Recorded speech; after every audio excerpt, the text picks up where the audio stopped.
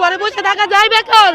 ছেলে আছে মেয়ে আছে, তারা কি করে বসে থাকবে ঘরে? হ্যাঁ, আমাদের এক আমার হাজবেন্ড মারা গেছে, উনার জব হইবার পরে ক্যান্সারে মারা গেছে।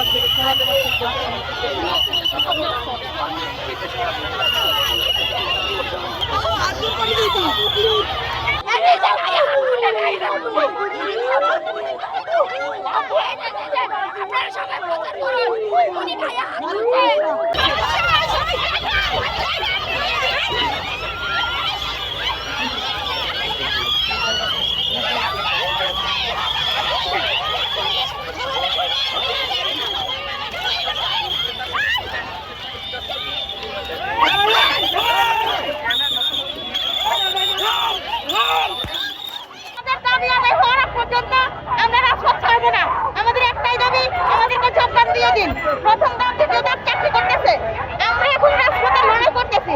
আমরা এটার অতি দ্রুত একটা সুরাহা চাই। এদিকে আমাদের সমাজে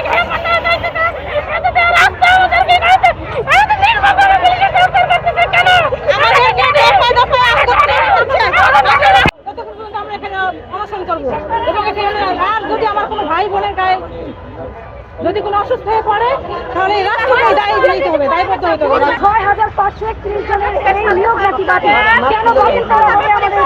আমাদের 2023 সালের, আমি আপনাদের প্রশ্ন করছি, এটা 2023 সালের সার্কুলার দেখে আমরা আবেদন করেছি।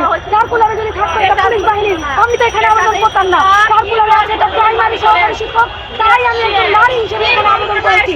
ওনারা বিধিমালায় রেজাল্ট প্রকাশ করেছে গত 21 অক্টোবর, যেটা জুলাই বিপ্লবের পরে আমাদের নিয়োগ দিয়েছে এই সরকার, এই অন্তর্বর্তীকালীন সরকার। তাহলে তাদের আন্দোলনে কেন আমরা আবার বাদ যাবো?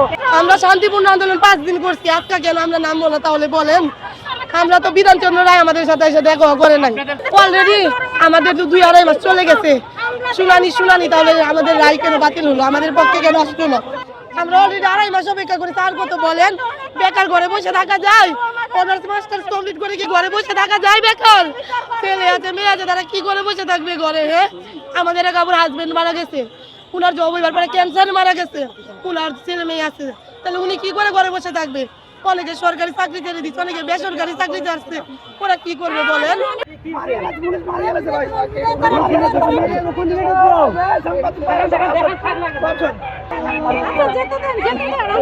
যেতে